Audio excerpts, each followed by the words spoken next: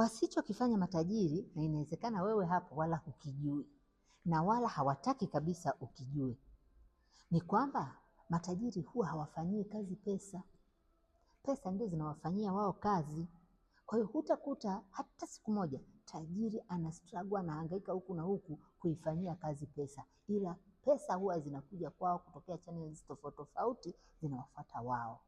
Kunakuwa kuna mianya mingi, na tabia ya pesa huwa inawapenda wale wenye pesa na inawachukia wasiokuwa na pesa. Kwa hiyo utakuta watu wenye pesa zinazidi kuja kwa wingi, lakini wale wasiokuwa na pesa ambao wanahitaji wawe nazo ndio zinawakimbia. Hiyo ndio tabia ya pesa.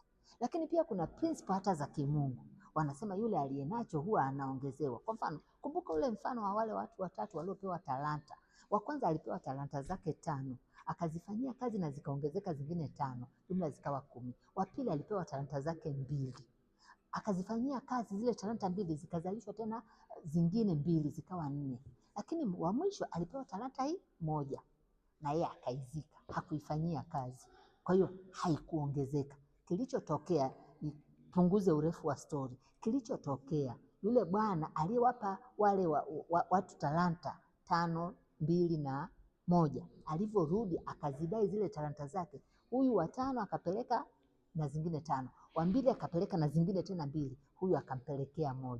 Hata ile 1 sasa alinyang'anywa akaongezewa yule aliyekuwa amepewa 5.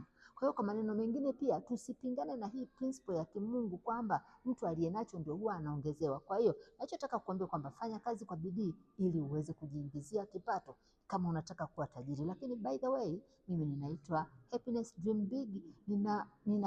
Nina vision kubwa kabisa ambayo ni ya kujiingizia kipato kwa mwezi kuanzia milioni 10 na kuendelea kwa kusambaza bidhaa za afya. Kama na wewe unatamani kuingia kwenye hii vision, basi unaweza kunitumia ujumbe pale, andika tu neno vision, na pia unaweza kuniambia unapatikana wapi ili niweze kukupa utaratibu kamili na wewe uweze kufanya vision hii ya kujiingizia kipato kwa kusambaza bidhaa za afya.